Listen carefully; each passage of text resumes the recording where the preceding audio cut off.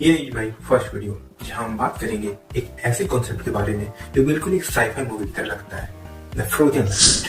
जी हाँ, हमने लाइट को फ्रीज कर दिया है, बट क्या सच में हमने लाइट को क्रिस्टलाइन फॉर्म में ला दिया है? Do we have light nuggets like an infinity stone?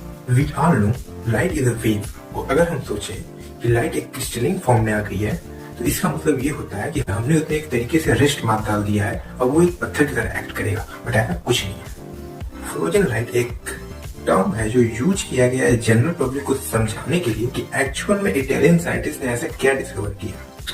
तो एक्चुअल में ऐसा हुआ क्या है कि ये चीज इतनी न्यूज में रही। What they had actually discovered in early of 2025 mean this year, Italy के कुछ साइंटिस्ट और यूनिवर्सिटी ऑफ पाविया की टीम ने एक बड़ी डिस्कवरी की। उन्होंने लाइट को एक ऐसे मीडियम में डाला जहां वो एक सॉलिड की तरह बिहेव कर रही थी, पर यहाँ एक ट्विस्ट था, वो था सुपर सॉलिड। सुपर सॉलिड एक ऐसी स्टेट है जो सॉलिड की तरह स्ट्रक्चर तो रखती है बट मूव एक फ्लूइड की तरह करती है फ्रिक्शन लेस तरीके से। In simple term, super solid behave like solid and liquid ball.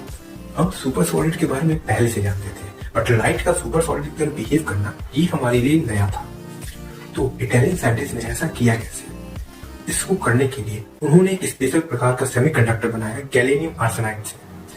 फिर उसमें एक स्पेशल लाइट जिसे हम प्रोब लाइट कहते हैं उसको उसे पास कराया। और पहली चीज तो ये प्रोब लाइट के लिए गैलियम आर्सेनाइड एक ट्रांसपेरेंट नहीं है, मतलब लाइट प्रोब लाइट उसको पार नहीं कर सकती।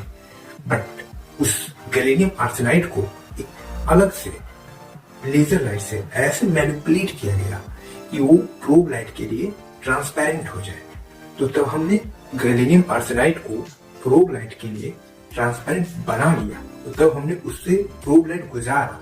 देन हमने इस तरीके से गैलियम आर्सेनाइड को ट्रांसपेरेंट बनाया था लेजर लाइट की मदद से, हमने इसे बंद कर दिया, हटा दिया।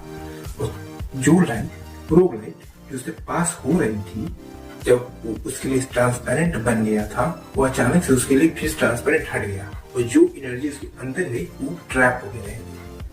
तो एक तरीके से हमने एनर्जी को ट्रैप किया है, जिसे हम फ्रोजन लाइट की तरह कहते हैं। और उस ट्रैप एनर्जी को हम जब चाहे तब वापस उस लेजर लाइट को ऑन करके तब निकाल सकते हैं। और ये एक नया डिस्कवरी थी जो हमने पहली बार परफॉर्म किया था। और जो लाइट एनर्जी अंदर ट्रैप हो चुकी है वो मैटर के साथ कंबाइन होके पॉलिट्रॉन बनाती है।